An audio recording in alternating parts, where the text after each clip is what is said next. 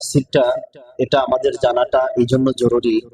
বর্তমান ফিতনার জমানায় কিয়ামত যত ঘনিয়ে আসবে, উম্মাহের ফিতনা তত বেশি আমাদেরকে আঁকড়ে ধরবে।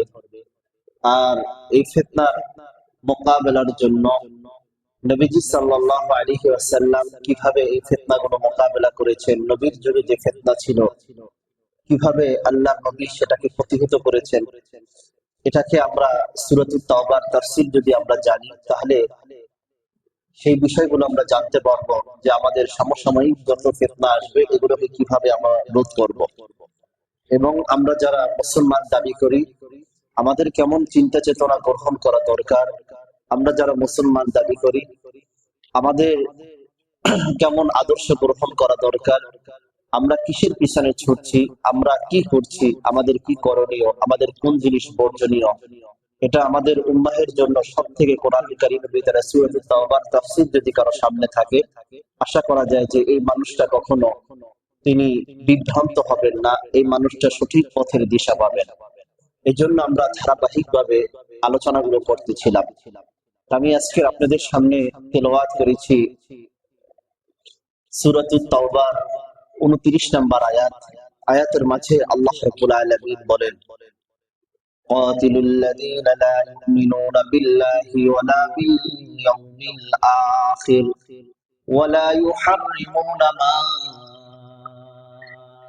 حرم الله ورسوله ولا يدينون دين الحق من الذين أوتوا الكتاب حتى يعطوا الجزية عن يد وهم صاغرون।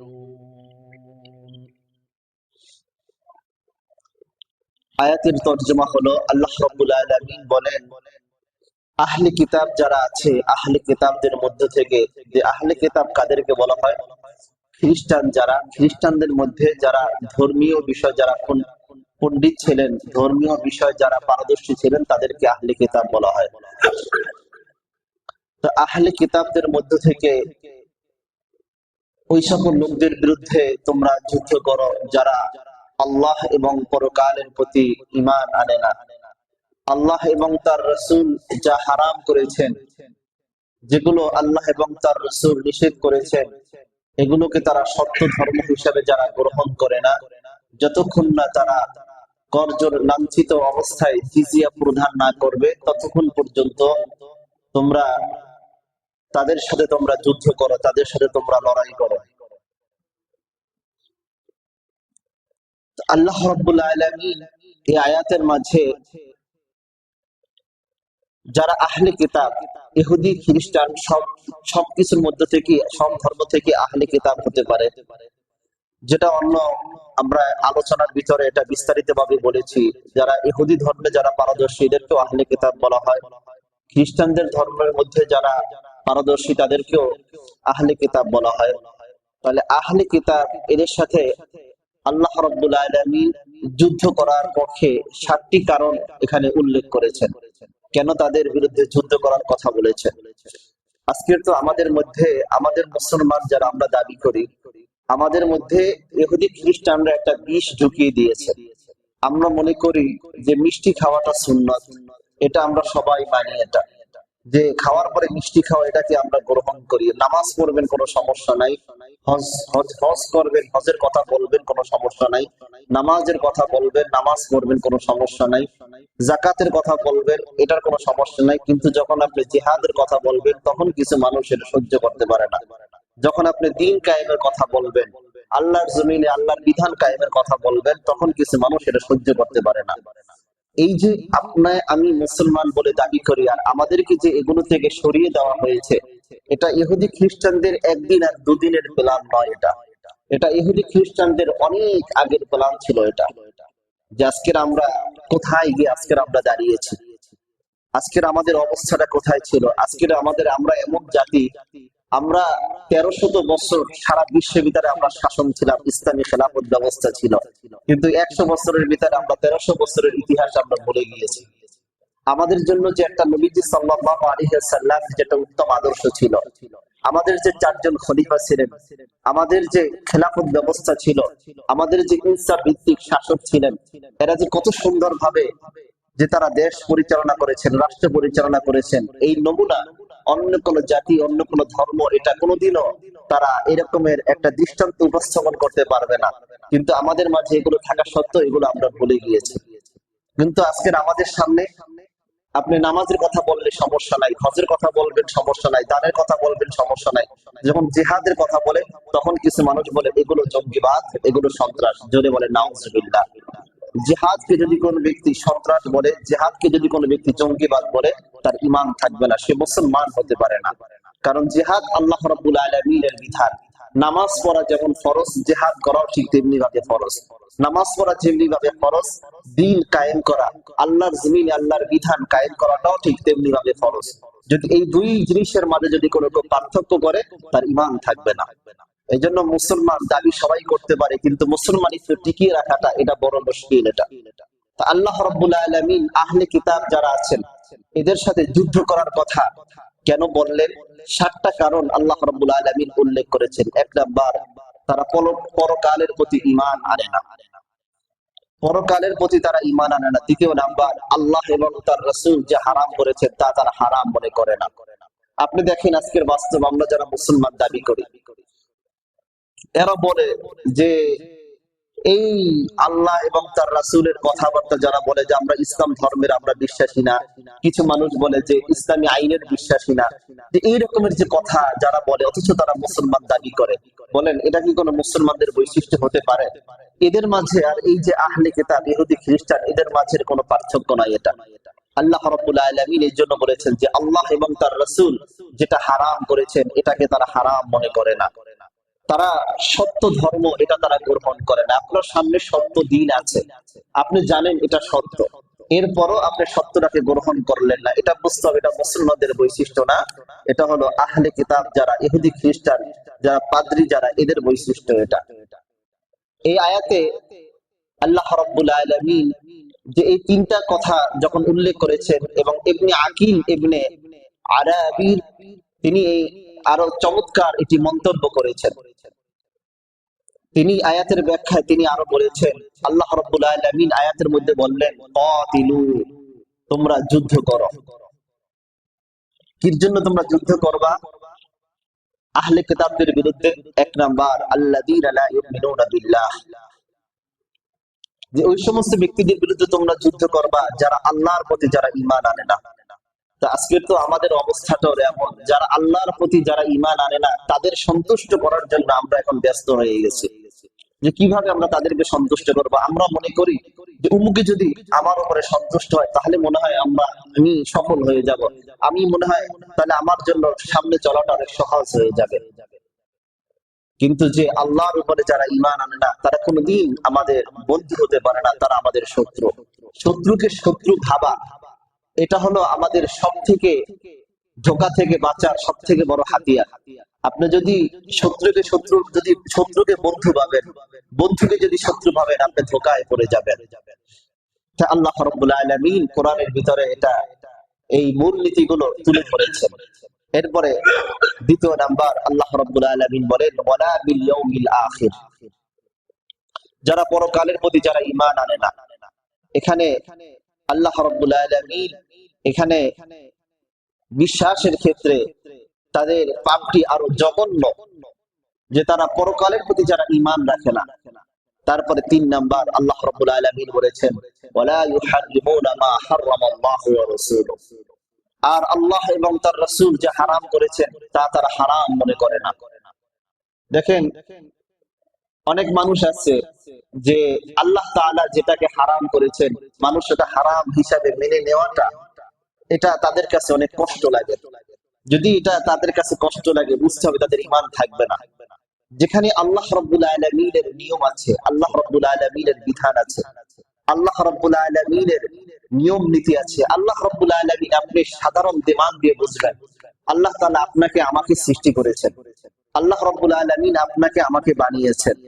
তা আল্লাহ রাব্বুল আলামিন রাষ্ট্রটা কিভাবে চালাবেন, আল্লাহ রাব্বুল আলামিন মানুষের বিচার কার্য কিভাবে আল্লাহ রাব্বুল আলামিন পরিচালনা করবেন, কোনটা কিভাবে হবে, এটা কি আল্লাহ রাব্বুল আলামিন নির্ধারণ করে দেন নাই?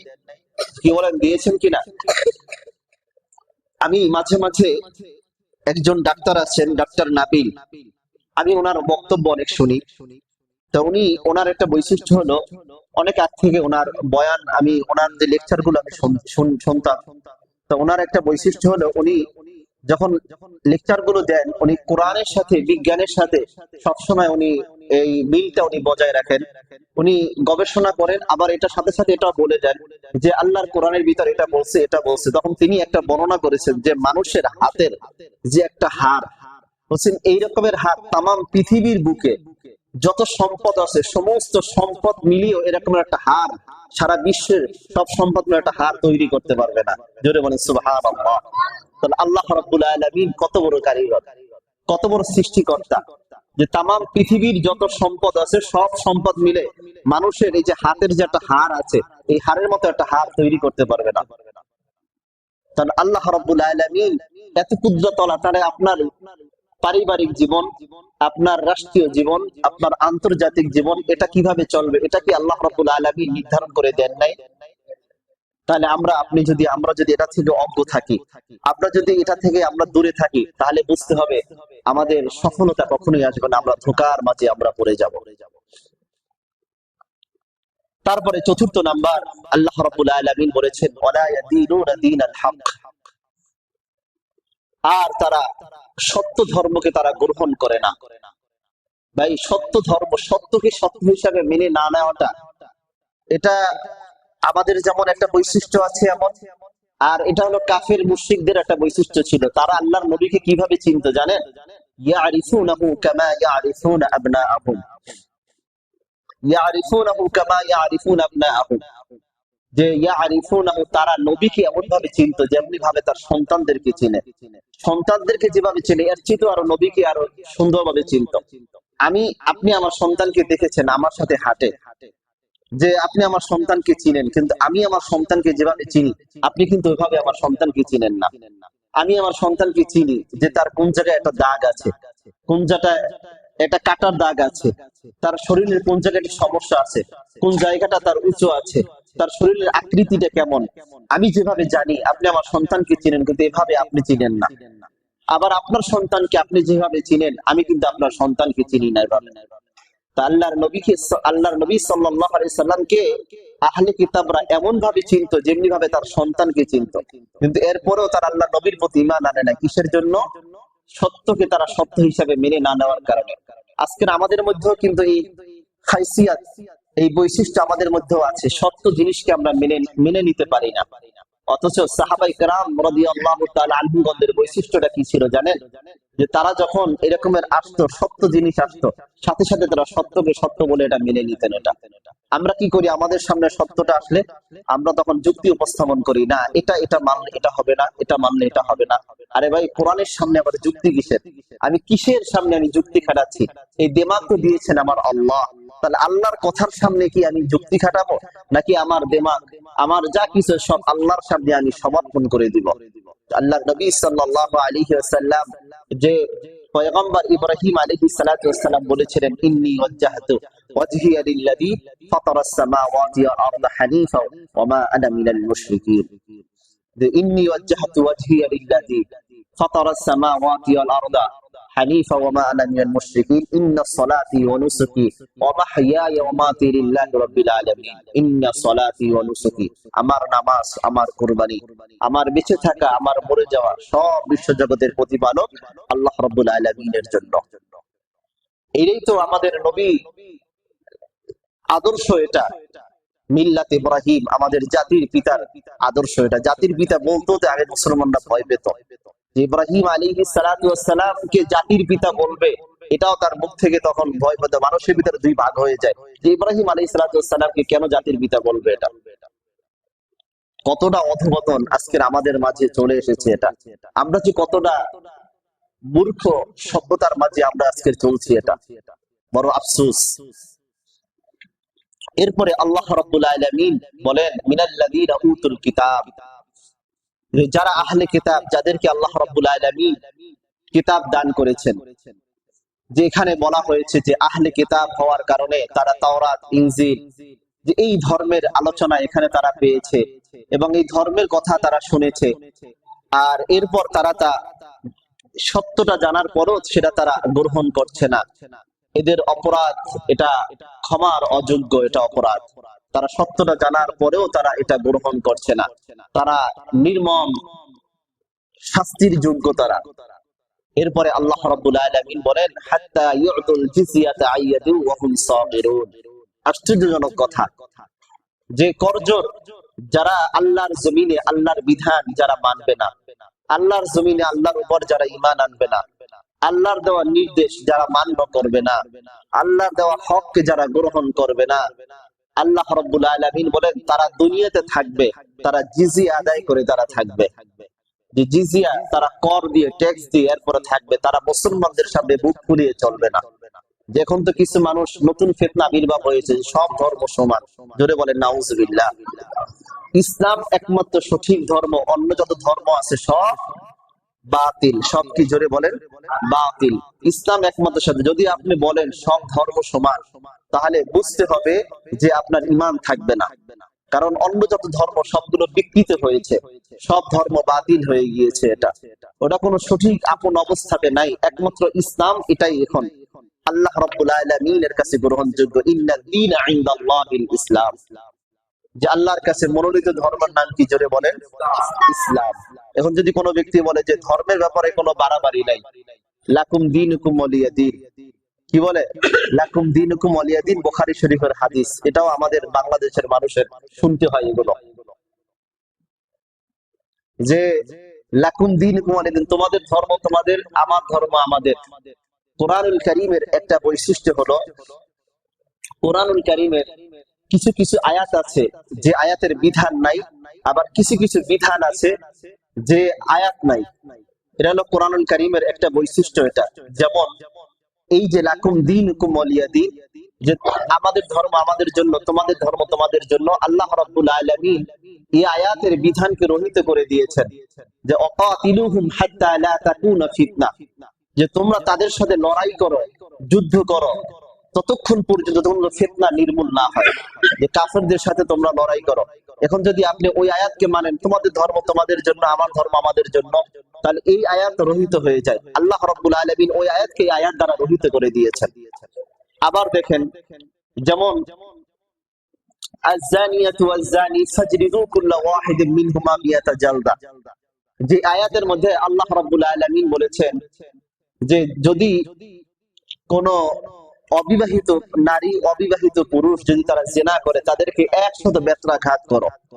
এখন এই আয়াত আছে, আয়াতের বিধানও আছে, কিন্তু এই আয়াতের মাঝে আল্লাহ রাব্বুল আলামিন আয়াত রাখেন না, কিন্তু একটা বিধান রেখেছেন। যদি কোনো বিবাহিত নারী, বিবাহিত পুরুষ যদি কেউ জিনা করে, তাহলে তোমরা তাদেরকে পাথর দিয়ে প্রস্ত্রাঘাত করে তাদেরকে তোমরা হত্যা করো। আয়াত নাই, কিন্তু বিধান আছে। আল্লাহর কোরআনের মধ্যে যে কত সূক্ষ্ম সূক্ষ্ম বিষয় আছে, এটা তাফসীরের আলোচনা শুনলে এটা বোঝা যায় এগুলো। তাহলে আল্লাহ রাব্বুল আলামিনের কোরআন নিয়ে আপনি যদি গবেষণা করেন, শুধু এটা শব্দ নিয়ে গবেষণা করেন, যেটাকে বলা হয় নাসিখ মানসুখ বলে তাফসীরের পরিভাষায়, যে এরকমের অসংখ্য অসংখ্য এমন আয়াত আছে। যে আল্লাহর কোরআনের একটা বৈশিষ্ট্য হলো আল্লাহ রাব্বুল আলামিনের কোরআন এক আয়াত দ্বারা আরেক আয়াতের ব্যাখ্যা করেছেন। এটা হলো আল্লাহর কোরআনের আরেকটা বৈশিষ্ট্য। এটা আল্লাহর কোরআন, আল্লাহর কোরআনের ব্যাখ্যা আল্লাহ রাব্বুল আলামিনের হাদিস দ্বারা আল্লাহর নবী সাল্লাল্লাহু আলাইহি সাল্লাম এটা বুঝিয়ে দিয়েছেন। আল্লাহর কোরআনের যে কত বৈশিষ্ট্য আছে। তো যাই হোক, আল্লাহ রাব্বুল আলামিন বলেছেন হাত্তা ইউতুল জিজিয়াতা আইয়াদু ওয়া হুম সাগিরুন, অতঃপর তারা লাঞ্ছিত অবস্থায় জিজিয়া আদায় না করা পর্যন্ত এখানে তোমরা তাদের সাথে তোমরা যুদ্ধ করতে থাকবে। অর্থাৎ এখানে যুদ্ধের মাধ্যমে তাদের হত্যার নির্দেশ সীমা বর্ণনা করা হয়েছে। তারা জিজিয়া আদায় করবে।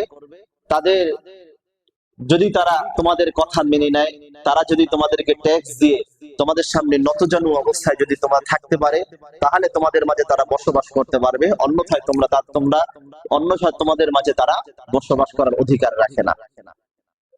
এরপরে আল্লাহ রাব্বুল আলামিন বলেছেন অন্য আয়াতের মাঝে বলেন, ওয়াকালাতিল ইয়াহুদু উযাইর ইবনুল্লাহ ওয়াকালাতিন নাসারা আল মাসীহ ইবনুল্লাহ যালিকা কওলুহুম বিআফওয়াহিহিম يضاهئون قول الذين كفروا من قبل قاتلهم الله أن يؤفكون আল্লাহ রাব্বুল আলামিন বলেন, আর ইহুদিরা বলে উযাইর আল্লাহর পুত্র, জোরে বলে নাউযুবিল্লাহ। নাসারা বলে ঈসা আল্লাহর পুত্র। এ হচ্ছে তাদের মুখের কথা, এগুলো তাদের মুখের ভাষা, এগুলো তাদের আকীদা বিশ্বাস। এরা পূর্বেকার কাফিরদের মতোই তারাও কথা বলে, অর্থাৎ মুশরিকরা বলতো ফেরেশতারা আল্লাহ তাআলার কন্যা, জোরে বলেন নাউযুবিল্লাহ। এই প্রসঙ্গে আল্লাহ রাব্বুল আলামিন বলেন, মুশরিকরা যখন বলতো যত ফেরেশতা আছে এগুলো সব আল্লাহ তাআলার কন্যা, আল্লাহ রাব্বুল আলামিন তার উত্তরে বলেন, আফারাআইতুমুল লাতা ওয়াল উযযা ওয়া মানাতা সালিসাতাল উখরা আলাকুমুয যাকার ওয়া লাহুল উনসা তিলকা ইদান কিসমাতুন দিজা। যে তোমরা কি লাত ও উজ্জার কথা ভেবে দেখেছো যে তৃতীয় হলো, আরেকটি হলো মানাত সম্পর্কে, অর্থাৎ পুত্র সন্তান কি তোমাদের জন্য আর কন্যা সন্তান মাত্র আল্লাহর জন্য, কন্যা সন্তান মাত্র আল্লাহর জন্য। এই আলোচনা করতে গিয়ে আল্লাহ রাব্বুল আলামিন আবার সামনের আয়াতের মধ্যে, অন্য আয়াতের মধ্যে বলেন যে এটা আসলে কিভাবে হতে পারে যে পুত্র সন্তান সব তোমাদের জন্য, কন্যা সন্তান সব আল্লাহর জন্য তোমরা নির্ধারণ করলা, কেমন মূর্খতার মতো কথাবার্তা তোমরা বলো। আল্লাহ রাব্বুল আলামিন সূরাতুত তাওবার 31 নম্বর আয়াতের মধ্যে বলেন, ইত্তাখাযু আহবারাহুম ওয়া রুহবানাহুম আরবাবাম মিন দুনিল্লাহ ওয়াল মাসীহ ইবনে মারইয়াম ওয়া মা উমিরু ইল্লা লিয়াবুদু ইলাহান ওয়াহিদা লা ইলাহা ইল্লা হুয়া সুবহানাহু আম্মা ইউশরিকুন। আল্লাহ রাব্বুল আলামিন বলেন, আর তারা তাদের বিদ্যান অর্থাৎ সংসার বিরাগীদেরকে যে আল্লাহকে বাদ দিয়ে তাদেরকে রব হিসাবে তারা গ্রহণ করেছে। তাদের ভিতরে যারা আহলে কিতাব আছে, যারা পাদ্রী আছে, আল্লাহকে বাদ দিয়ে তারা রব হিসাবে তাদেরকে গ্রহণ করেছে। মারিয়ামের পুত্র মাসিহকেও তারা রব হিসাবে গ্রহণ করেছে, অথচ এরা একমাত্র এক রবের ইবাদতের আদিষ্ট ছিল, যে তিনি ছাড়া আর কোনো মাবুদ নাই। আর তারা যে শিরিক করেছে তিনি তার থেকে পবিত্র, আল্লাহ রাব্বুল আলামিন এগুলো থেকে পবিত্র। ষষ্ঠ নাম্বার, এই কারণে আল্লাহ রাব্বুল আলামিন আলোচনা করতে গিয়ে আল্লাহ রাব্বুল আলামিন বলেন, ইউরিদুনা আন ইউতফিউ নূরাল্লাহি বিআফওয়াহিহিম ওয়া ইয়াবাল্লাহু ইল্লা আন ইউতিম্মা নূরাহু ওয়ালাউ কারিহাল কাফিরুন। সূরাতুত তাওবার 32 নম্বর আয়াতের মধ্যে আল্লাহ রাব্বুল আলামিন বলেন, তারা তাদের মুখের ফুৎকারের মাধ্যমে আল্লাহর নূরকে তারা নিভিয়ে দিতে চায়, কিন্তু আল্লাহ অবশ্যই আল্লাহর নূরের পরিপূর্ণতার বিধান দিয়েছেন, যদিও কাফেররা সেটা অপছন্দ করে। তাহলে আল্লাহর নূর, আল্লাহর দ্বীনকে কাফেররা এটা মিটিয়ে দিতে চায়, কিন্তু আল্লাহ রাব্বুল আলামিন আল্লাহর জমিনে আল্লাহর দ্বীনকে টিকিয়ে রাখবেন, এই ফয়সালা কার? জোরে বলেন আল্লাহ। অতীতে বহুত মানুষ ইসলামকে মিটিয়ে দেওয়ার জন্য, বহুত মানুষ ইসলামকে উঠিয়ে দেওয়ার জন্য বহুত তারা জুলুম করেছে, বহুত মানুষের উপরে জুলুম করেছে, বহুত রকমের ষড়যন্ত্র করেছে, বহুত মানুষকে ফাঁসির কাষ্ঠেও ঝুলিয়েছে, বহুত মানুষকে সংসার তছনছ করে দিয়েছে। কিন্তু যারা করছে, ইসলাম কি বিন্দু পরিমাণে কোনো হটাতে পেরেছে? জোরে বলেন। বরং যারা ইসলামকে হটাতে চেয়েছে তারা দেশ থেকে হটে গিয়েছে। কথা বলেন ঠিক কিনা? এটাই আল্লাহ রাব্বুল আলামিনের ফয়সালা। যারা ইসলাম নিয়ে যারা ষড়যন্ত্র করবে, ইসলামকে যারা মিটিয়ে দিতে চাবে, তারা এই দুনিয়া থেকে মিটে যাবে, তাদের ইতিহাস ঐতিহ্য দুনিয়া থেকে মিটে যাবে। এটা এরপরে সপ্তম নাম্বার, আল্লাহ রাব্বুল আলামিন আলোচনা করতে গিয়ে আল্লাহ রাব্বুল আলামিন বলেন, ইয়া আইয়ুহাল্লাযীনা আমানু ইন্না কাসীরাম মিনাল আহবার ওয়ার রুহবান লা ইয়াকুলুনা আমওয়ালান নাস বিল বাতিল ওয়া ইয়াসুদ্দুনা আন সাবিলিল্লাহ। হে মুমিনগণ, নিশ্চয়ই অনেক বিদ্বান এবং সংসার বিরাগী অন্যায়ভাবে মানুষের মালামাল ভোগ করছে এবং আল্লাহর পথ থেকে লোকদেরকে নিবৃত্ত করছে। এখানে একের পর এক 7টি কারণ আল্লাহ রাব্বুল আলামিন বর্ণনা করেছেন, এসব কারণে আহলে কিতাবদের বিরুদ্ধে যুদ্ধ করা যাবে। অথচ এর একটি কারণই যদি আহলে কিতাবদের মধ্যে থাকে, একটা কারণের মাধ্যমে তাদের সাথে যুদ্ধ করা এটা যথেষ্ট। এতটা সত্ত্বেও আল্লাহ রাব্বুল আলামিন তিনি রহমানুর রহিম, তারপরে তিনি 7টা কারণ তিনি বর্ণনা করলেন। তোমরা ইহুদিদের সাথে তোমরা যুদ্ধ করার পর মুসলমানদের অন্তরে যেন খ্রিস্টানদের প্রতি যে তাদের কোনো দয়া বা তাদের প্রতি কোনো সংশয় যাতে সৃষ্টি না হয়, এই জন্য আল্লাহ রাব্বুল আলামিন 7টি কারণ এখানে উল্লেখ করেছেন। আল্লাহ রাব্বুল আলামিন এই জন্যই তো বলেছেন, হাত্তা ইউতুল জিজিয়াতা আইয়াদু ওয়া হুম সাগিরুন, যে তারা লাঞ্ছিত অবস্থায় করজোর জিজিয়া প্রদান না করা পর্যন্ত তোমরা তাদের সাথে তোমরা লড়াই করো। এই জন্য ইহুদি খ্রিস্টানদের সামনে কখনোই আমাদের নতজানু হওয়া যাবে না। ইহুদি খ্রিস্টানদের সামনে কখনোই আমাদের মাথা নত করা যাবে না। আমরা তো মাথা নত করব আল্লাহ রাব্বুল আলামিনের সামনে। যারা ইহুদি খ্রিস্টানদের সামনে যারা মাথা নত করে নাই, যারা আল্লাহর সামনে মাথা নত করেছে, ঠিকই তারা তামাম বিশ্বকে আল্লাহ রাব্বুল আলামিন দেখিয়ে দিয়েছেন যে দেখো, যারা আল্লাহর উপরে যারা ভরসা করে চলে, আল্লাহর উপরে যারা ইয়াকিন বিশ্বাস রাখে, আমি তামাম পৃথিবীর সুপার পাওয়ার তাদেরকে আমি লেজ গুটিয়ে পালাতে বাধ্য করেছি, তাদেরকে আমরা বিশ্বের সুপার পাওয়ার বানিয়ে দিয়েছি। জোরে বলেন সুবহানাল্লাহ। আফগানের মুজাহিদরা তারা আমেরিকার মতো সুপার পাওয়ারকে তারা হারিয়ে দিয়েছে। আফগান মুজাহিদরা আমেরিকার মতো সুপার পাওয়ার, যারা বিশ্বের ভিতরে সুপার পাওয়ার, যাদের কথা ছাড়া কোনো কিছু হয় না, তাদেরকে কোনো পরোয়া করে নাই। কিছুদিন পূর্বে জাতিসংঘে তাদের উপরে একটা রুলস তারা জারি করলো। তারা বললো যে তোমাদের রুলস, তোমাদের দেশেই তো তোমাদের জাতিসংঘ ঠিক নাই, তোমাদের ওই রুলস আমরা এটা মানি না। জোরে বলেন সুবহানাল্লাহ। আমরা তো মনে করি ভাই আমরা স্বাধীন, আমরা তো মনে করি আমরা স্বাধীন, আমরা ব্যক্তিগতভাবে আমরা ভাবি আসলে আমরা স্বাধীন নয়। এটা আমরা তো স্বাধীন হব সেদিন যেদিন কাফেররা যখন আমাদের দিকে চোখ তুলে যখন তাকায়, আমরা যখন পাল্টা তাদের দিকে চোখ তুলে তাকাতে পারবো, সেদিন হব আমরা স্বাধীন। কথা বলেন ঠিক কিনা? সীমান্ত যখন ওই হিন্দুরা যখন আমাদের একজন ভাইকে মারে, আমরা যখন একজনের বদলে 5 জন মারতে পারবো, তখন হব আমরা স্বাধীন। আমাদের উপর থেকে যখন বাহিরের নজরদারি যখন আমাদের উপর থেকে আমরা এটা উঠিয়ে তাদের উপর যখন আমরা নজরদারি করতে পারবো, তখন হব আমরা স্বাধীন। এখন আমরা সবাই পরাধীন। কথা বলেন ঠিক কিনা? আর এই পরাধীনতা থেকে যদি আমাদের বেরিয়ে আসতে হয়, একমাত্র কোরআন সুন্নাহর পরিপূঙ্খানুপুঙ্খ অনুসরণ অনুকরণ ছাড়া কখনোই এটা বের হয়ে আসা সম্ভব নয়। রাসূলুল্লাহ সাল্লাল্লাহু আলাইহি ওয়াসাল্লাম বলেছেন যে দেখেন, আল ইয়াদুল উলিয়া খায়রুম মিন ইয়াদিস সুফলা, যে কাফেররা খ্রিস্টানরা তারা তো জিজিয়া প্রদান করার কথা বলেছেন, কিভাবে তারা প্রদান করবেন? নবীজি সাল্লাল্লাহু আলাইহি সাল্লাম হাদিসের মধ্যে বলেন যে উপরের হাত প্রদানকারীর হাতের নিচে থাকবে, যিনি দিবেন তার হাত উপরে থাকবে, যিনি এটা গ্রহণ করবেন তার হাত থাকে নিচে।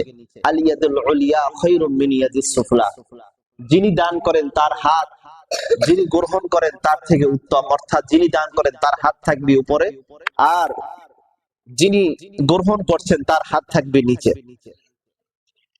নবীজি সাল্লাল্লাহু আলাইহি সাল্লামের হাদিসকে সামনে রেখে মুহাদ্দিসিন কিরামগণ বলেন যে জিজিয়া যে গ্রহণ করবে, জিজিয়া গ্রহণ করার কিছু তরিকা আছে। কাফেরদের থেকে আমি জিজিয়া গ্রহণ করব, তারা আমাকে ট্যাক্স দিয়ে চলবে। আমার মুসলিম দেশে তুমি বসবাস করবা, মুসলিম দেশে তুমি বসবাস করবা, তুমি ট্যাক্স দিয়ে চলবা। তোমার ট্যাক্স আমি কিভাবে গ্রহণ করব? তুমি দাঁড়িয়ে দাঁড়িয়ে দিবা, আমি বসে বসে গ্রহণ করব। জোরে বলে সুবহানাল্লাহ।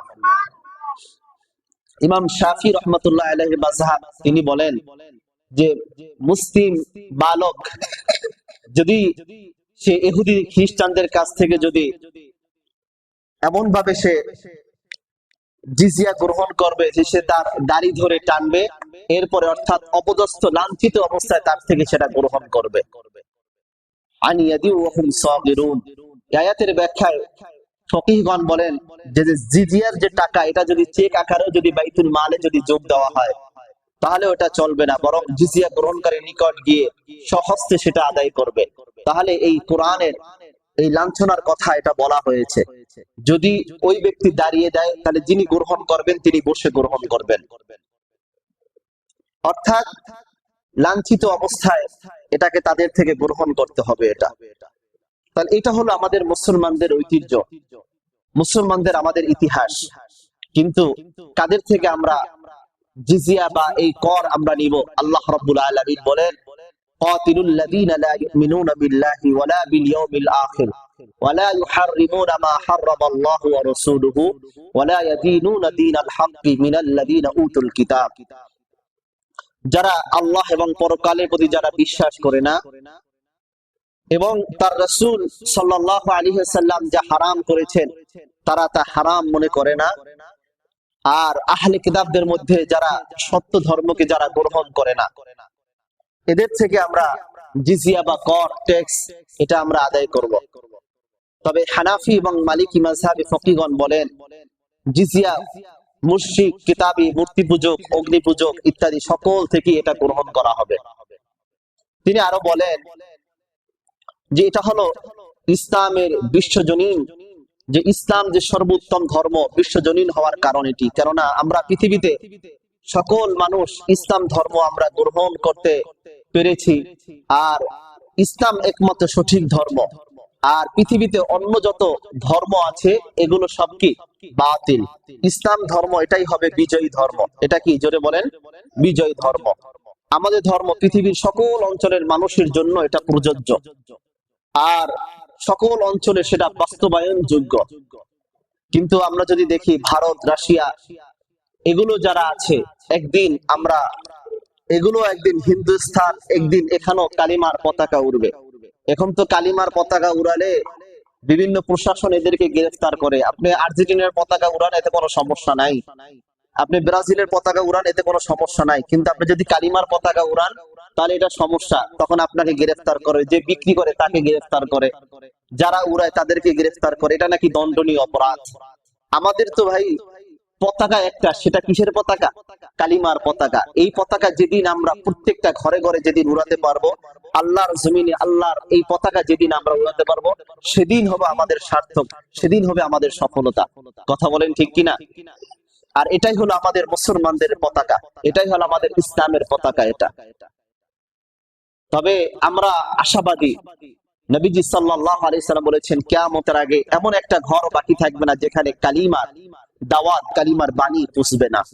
ইনশাআল্লাহ আমরা তাম পৃথিবীর বুকে ইনশাআল্লাহ একদিন আল্লাহর জমিনে আল্লাহর দ্বীন কায়েম করবই ইনশাআল্লাহ। আজকের আফগানিস্তানের তালেবানরা তারা তাদের দেশে ইমারাত ইসলাম তারা কায়েম করেছেন। আল্লাহর নবী সাল্লাল্লাহু আলাইহি ওয়াসাল্লামের হাদিসের মাঝে আছে যে ইমাম মাহদী আলাইহিস সালাতু ওয়াস সালাম তিনি যখন আবির্ভাব হবেন, ইমাম মাহদী আলাইহিস সালাতু ওয়াস সালামের হাতকে শক্তিশালী করবে খোরাসান থেকে কালো পতাকাবাহী একটি দল। যে খোরাসান থেকে কালো পতাকাবাহী একটি দল, অশ্বরোহী একটি দল ইমাম মাহদী আলাইহিস সালাতু ওয়াস সালামের হাতকে শক্তিশালী করবে। আজকে তালেবানরা যারা শক্তিশালী হয়েছে, এই তাদের এই শক্তিশালী এবং তাদের এই অগ্রযাত্রা এটা তাদের ভিতরে সীমাবদ্ধ থাকবে না, এটা আরো মুসলমান অন্যান্য রাষ্ট্রের ভিতরে এটা ছড়িয়ে পড়বে ইনশাআল্লাহ। এই জন্য আমরা সবাই খেলাফতের স্বপ্ন দেখি। কিসের স্বপ্ন দেখি জোরে বলেন? খেলাফতের স্বপ্ন দেখি, ইমারত ইসলামের স্বপ্ন দেখি। আল্লাহর জমিনে আল্লাহর দ্বীন কায়েম হবে ইনশাআল্লাহ। সম্মানিত হাজিরিন, এই জন্য হানাফি এবং মালিকি মাযহাবের আলোকে হিন্দুদের থেকেও জিজিয়া আদায় করা হবে। আর এখন তো আমাদের অবস্থাটা এমন যে হিন্দুদের থেকে কি জিজিয়া আদায় করতে, হিন্দুরা উল্টো পারে আমাদের থেকে তার ট্যাক্স গ্রহণ করে। এমন অবস্থা আমাদের এই পার্শ্ববর্তী এলাকাতে, এই আনসার ক্যাম্পে 4টা মসজিদ ছিল, 4টা মসজিদ ভেঙে একটা মসজিদ করেছে। আর কত বিশাল বড় মন্দিরটা করেছে দেখেছেন আপনারা? অথচ রাস্তার ওই পাশে একটা মন্দির, এই পাশেও একটা মন্দির, অথচ এখানে কয়টা হিন্দু আছে বলেন? কত বিশাল বড়! 4টা মসজিদ ভেঙে একটা মসজিদ করেছে। এরপরে একজন যিনি উপরে পর্যায়ের কর্মকর্তা তিনি মুসলমান ছিলেন, তিনি আরেকটা মসজিদ বৃদ্ধি করেছে। আরেকটা মসজিদ কেন বৃদ্ধি করলো? এই জন্য তাকে অন্য জেলায় তাকে পাঠিয়ে দেওয়া হয়েছে। অথচ দেখেন হিন্দুরা কিভাবে আমাদের উপরে কত বড় কর্তৃত্ব চালাচ্ছে। এই যে কিছুদিন আগে একটা মুসলিম মেয়েকে ধরে নিয়ে 7 দিন পর্যন্ত মেয়েটাকে ধর্ষণ করেছে। কোথায়? হিন্দুরা করলে কোনো বিচার হয় না। তাহলে এই প্রশাসন জনগণের টাকায় চলে, তাহলে এরা কি করে? আজকের আমরা হিন্দুরা আমাদেরকে শাসন করতেছে এগুলো। আপনি দেখেন একটার পর একটা হিন্দুরা, এই যে ইসকন, আমাদের একজন মুসলিম ভাইকে তারা জবাই দিল, অথচ পেরেছে এই পর্যন্ত প্রশাসন যে একটা মানুষকে ফাঁসির কাস্টে ঝুলাতে। ওসি প্রদীপ সে কি না করেছে, মানুষদেরকে কি পরিমাণ অত্যাচার করেছে, কত মানুষকে গুম খুন করেছে, তাহলে এই পর্যন্ত তো তার ফাঁসির কাস্টে ঝুলাতে পারে না। অথচ যারা আলেম, যারা আল্লাহর জমিনে আল্লাহর দ্বীন কায়েম করতে চায় তাদেরকে ফাঁসির কাস্টে ঝুলিয়ে দিয়েছে। যারা মুফাসসির, যারা আলেম, তাদেরকে বিভিন্ন ভাবে ষড়যন্ত্র করে তাদেরকে মারা হয়েছে। মুসলমানদের রক্তের কোনো দাম নাই, বেদিনদের রক্তের তাদের কাছে অনেক দাম। আর এটা মুসলমানদের রক্তের দাম তখনই হবে যখন আল্লাহর জমিনে আল্লাহর দ্বীন যখন কায়েম হবে। সম্মানিত হাজিরিন, তো এই জন্য এটা আসলে অনেক বড় একটা আশ্চর্যের কথা এটা, যে আমরা ভারতবর্ষে এক সময় আমরা আমাদের মুসলমানদের অধীনে এই ভারতবর্ষ ছিল। এখন তো তারা দাবি করে তারা বাবরি মসজিদ ভেঙেছে, মালাউনরা বাবরি মসজিদ ভেঙেছে কিসের জন্য? ওখানে নাই নিচে নাকি আপনার মূর্তি পাওয়া গেছে। আরে মিয়া, ভারতবর্ষের ইতিহাস জানো তোমরা? এই ভারতবর্ষে মুসলমানরা এখানে শাসন করেছেন। যে মুসলমানরা এখানে শাসন করতেন 1857 সালে সাম্রাজ্যবাদী ব্রিটেনরা ওটাকে তারা ছিনিয়ে নিয়েছে, যে অবশেষে হিন্দুদের হাতে তারা এটা তুলে দিয়ে তারা পালিয়েছে। এটা তা হিন্দুস্তানের সাম্রাজ্যবাদী ব্রিটেনরা এটা মুসলমানদের থেকে যখন ছিনিয়ে নেয়, তখন তারা মুসলমানদের থেকে ছিনিয়ে নিয়ে যখন তারা হটতে বাধ্য হয়েছে, 200 বছর তারা শাসন করেছে। শাসন করার পরে তারা 1857 সালে এরপরে মুসলমানদেরকে এই রাজ্য না দিয়ে হিন্দুদের হাতে তারা তুলে দিয়ে তারপর তারা এই দেশ ছাড়তে তারা বাধ্য হয়েছে। কিন্তু আল্লাহ রাব্বুল আলামিন ব্রিটিশদেরকেও আল্লাহ রাব্বুল আলামিন ধ্বংস করে দিয়েছেন। যে এরা হলো ইসলামের সবথেকে বড় শত্রু। এরা যেখানে ব্রিটিশ যেখানে পৌঁছেছে সেখানেই তারা নিঃশেষ করে দিয়েছে, সেখানেই ওই জাতিদেরকে তারা শেষ করে দিয়েছে। ফ্রান্স এবং ইংরেজ যারা আছে, যে এদেরকেও এরা ধ্বংস করে দিয়েছে। আরব উপদ্বীপগুলোতেও যে তাওহীদের আহ্বানকারীদেরকেও তারা নিঃশেষ করে দিয়েছে এই ব্রিটিশরা। এবং এই ব্রিটিশ যেখানে ঢুকেছে সেখানেই তারা শেষ করে দিয়েছে, সেখানেই তারা ধ্বংস করে দিয়েছে। তারা মেয়েদেরকে অর্ধনগ্ন করেছে, আর মুনাফিক আর গণতন্ত্রের পূজারী যারা আছে তাদেরকে তারা রাষ্ট্র ক্ষমতায় বসিয়েছে। এরপর তারা চলে গিয়েছে। আর এদের উদ্দেশ্য ছিল এটা যে ইসলামের খেলাফত ব্যবস্থাকে ধ্বংস করা। কিন্তু আর তাদের বড় একটা ছিল যে ফাঁকে ফাঁকে তারা বিভিন্ন ভাবে ইহুদিদেরকে তারা প্রতিষ্ঠিত করেছে। আর যেখানে ইহুদি ছিল ওইখানে ওই জায়গাগুলোই তারা ধ্বংস হয়ে গিয়েছে। যেখানে ইহুদি ঢুকেছে, আজকে দেখেন ফিলিস্তিনের কি অবস্থা, যে ইহুদিদের একটা জায়গা পর্যন্ত তাদের থাকার মতো জায়গা ছিল না। তারা থাকার জন্য তাদের কিন্তু জায়গা দেওয়া হলো, কিন্তু আজকের যারা ফিলিস্তিনের বাসিন্দা আছে তাদের কি তারা আজকে উঠিয়ে দিতে চায়। তাম বিশ্বের ভিতরে একমাত্র সন্ত্রাস, একমাত্র অশান্তি সৃষ্টি করছে ইহুদিরা, এই খ্রিস্টানরা। সম্মানিত হাজিরিন, আর এই ইহুদি খ্রিস্টান যারা আছে, ইহুদিরা যারা আছে, যত নিম্ন শ্রেণীর যত কাজ আছে এই ইহুদিরা এগুলো করে। কিন্তু মুসলমান এরা আত্মমর্যাদা সম্পন্ন, তারা মুসলমান এরা কখনো এরা তুচ্ছতাচ্ছিল্যের কোনো কাজ মুসলমান এটা করে না। কিন্তু আজকের আমাদেরকে তুচ্ছতাচ্ছিল্য এটা বানানো হয়েছে, আমরা আমাদের আদর্শ থেকে দূরে সরে যাওয়ার কারণে। তাতারিদের ঘটনা ইবনে খুলদুন রাহমাতুল্লাহি আলাইহি তিনি তার কিতাবের মাঝে লেখেন যে তাতারিরা মুসলমানদেরকে হত্যা করতেছিল। একজন আলেমকে একটা মেয়ে এসে জিজ্ঞাসা করলো, একটা আলেম একজন মেয়ে এসে জিজ্ঞাসা করলো তাতারিদের মধ্য থেকে, তোমাদের কোরআনে তো বলা আছে তোমরা মুসলমানরা নাকি তোমরা হবে বিজয়ী, তাহলে আজকে তো দেখতেছি তোমরা মুসলমানরা মার খাচ্ছ, তোমাদের কোরআন বলছে তোমরা বিজয়ী, কিন্তু তোমরা তো দেখছি তোমরা পরাজিত, তাহলে তোমাদের কোরআন মিথ্যা। তখন ওই আলেম একটা চমৎকার জবাব দিয়েছেন যে আল্লাহর দুশমন তোরা শুনে রাখ, তোমরা দেখছো যখন ভেড়ার পাল নিয়ে রাখাল যখন বের হয়, ভেড়ার পালের সাথে কিছু কুকুরও নিয়ে যায় সাথে করে। যে কুকুরগুলো কি জন্য নেয়? ভেড়ার পাল থেকে যদি ভেড়াগুলো এদিক সেদিক যদি ছুটে যায়, তাহলে কুকুরগুলো ওই ভেড়ার পাল থেকে যে ছুটে যাওয়া ভেড়াগুলো এনে আবার পালের সাথে যুক্ত করে দেয়। তা আল্লাহর জমিনে আমরা হলাম আল্লাহর প্রতিনিধি, আল্লাহর খলিফা, আর তোরা হলি আল্লাহর জমিনে আল্লাহর কুকুর। এইগুলো আজকে তো আমরা আল্লাহর সঠিক দিন থেকে আমরা দূরে সরে গিয়েছি, আজকে তো আমরা সঠিক মানহাজ থেকে আমরা দূরে সরে গিয়েছি। সঠিক তাওহীদ থেকে দূরে সরে গিয়েছি। আর আল্লাহ রাব্বুল আলামিন আল্লাহর জমিনে তোদের মতো কুকুরগুলোকে ছেড়ে দিয়েছেন, যাতে আমরা আবার আল্লাহ রাব্বুল আলামিনের দ্বীনকে আমরা আঁকড়ে ধরি। যখন আমরা আল্লাহর দ্বীনকে আবার আমরা সঠিকভাবে আঁকড়ে ধরবো, তখন আমরাই বিজয়ী হব ইনশাআল্লাহ। সম্মানিত হাজিরিন, তো এই জন্য আল্লাহর জমিনে আল্লাহর দ্বীন কায়েম করা, আল্লাহর জমিনে আল্লাহর বিধান কায়েম করা কিসের পদ্ধতিতে? সাহাবাওয়ালা পদ্ধতিতে, নবীওয়ালা পদ্ধতিতে, নবীওয়ালা আখলাক গ্রহণ করা। এই চিন্তা চেতনা যখন আপনার আমার মধ্যে থাকবে, তখন হব আমরা সফল। তখন কি হবে? জোরে বলেন, আমরা সফল হবে। আর যদি আমরা এটার বিকল্প যত পদ্ধতি আমি অবলম্বন করি না কেন, আমরা সফল হতে পারবো না। আল্লাহ রাব্বুল আলামিন যেন আমাদের সবাইকে সফলতা দান করেন। আল্লাহর জমিনে যেন আল্লাহর দ্বীন কায়েমের ব্যবস্থা আল্লাহ রাব্বুল আলামিন করে দেন। ওয়া মা তাওফীকি ইল্লা বিল্লাহ।